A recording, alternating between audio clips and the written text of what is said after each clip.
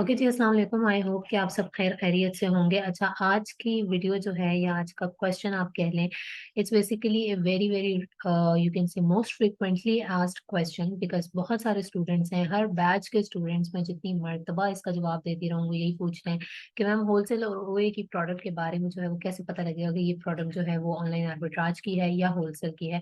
और इस चीज़ को मैंने बहुत मर्तबा एड्रेस किया है, बट फिर भी उसके बावजूद भी ये क्वेश्चन आता रहता है कि हमें कैसे पता लगेगा कि ये प्रोडक्ट ओए की है या फिर होलसेल की प्रोडक्ट है। अच्छा देखिए, पहली चीज़ तो ये है कि हम सबको पता है कि होलसेल मॉडल पे जब हम काम करते हैं या ऑनलाइन आर्बिट्राज के मॉडल पे जब हम काम करते हैं, तो उसमें एक से ज़्यादा सेलर जो है वो उस प्रोडक्ट को सेल कर रहा होता है, ठीक है? अब इस चीज़ को आइडेंटिफ़ाई करना कि वो प्रोडक्ट जो है वो ओए की है या होलसेल की है, क्या ये मुमकिन है या नहीं है? तो ये चीज़ जो है वो मैं अभी आप लोगों को एक्सप्लेन कर देती हूँ। सबसे पहले तो आप लोगों ने ये कॉन्सेप्ट समझना है कि बेसिकली होलसेल मॉडल या ऑनलाइन आर्बिट्राज का मॉडल है क्या और इनके बीच में डिफ़रेंस क्या है?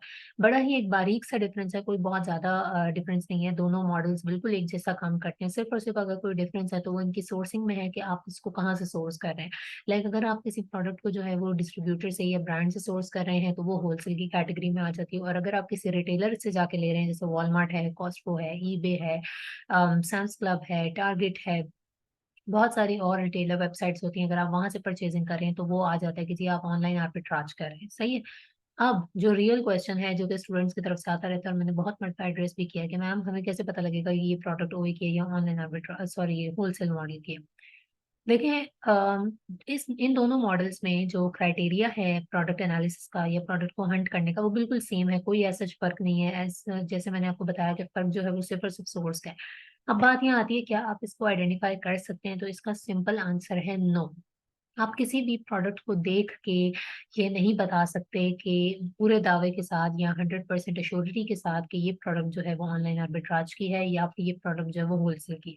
हाँ, इतना तो आप लोगों को पता है कि होलसेल के प्रोडक्ट का पता लग जाता है उस पे अगर एक से ज़्यादा सेलर्स हों और टीएल वाली पे एक ही होता है, ठीक है? अब इन दोनों में अगर आपने डिफरेंशिएट करना है तो वो आप नहीं कर सकते। क्यों? क्योंकि आपको बहुत से सेलर्स, जब आप काम करना लाइक स्टार्ट करेंगे, आपके पास क्लाइंट होगा, आप काम करेंगे तो आपको आइडिया होगा कि आप एट ए टाइम होलसेल और ऑनलाइन आर्बिट्राज दोनों ही अकाउंट के ऊपर कर सकते हैं, and usually most cases, in most of the cases आप कर भी रहे होते हैं, ठीक है? आप क्या करते हो कि स्टार्ट में सेल्स वगैरह लाने के लिए अगर आपके पास अच्छी ऑनलाइन आर्बिट्राज की प्रोडक्ट्स है, रिटेलर की वेबसाइट से आपको मिल रही है, आप उनको सोर्स कर लेते हैं, लगा लेते हैं। मीनवाइल आप जो है वो ब्रांड की हंटिंग कर रहे होते हैं, ब्रांड और डिस्ट्रीब्यूटर की प्रोडक्ट को भी आप अपने अकाउंट के ऊपर जो है वो लगा रहे होते हैं। तो आप कभी भी नहीं कह सकते कि ये जो है वो प्रॉपर्ली लाइक ऑनलाइन आर्बिट्राज की प्रोडक्ट है या फिर ये जो है वो होलसेल की प्रोडक्ट है। इन दोनों को डिफरेंशिएट करना इज़ काइंड ऑफ इम्पॉसिबल, ठीक है? हाँ, लेकिन एक जो पॉइंट है जिसको हम थोड़ा-सा देख के एक अंदाज़ा लगा लेते हैं कि ये लाज़मी तौर से सेलर जो है वो ऑनलाइन आर्बिट्राज ही कर रहा होगा या प्रोडक्ट जो है वो ऑनलाइन आर्बिट्राज की ही है, वो है स्टॉक का एलिमेंट, ठीक है?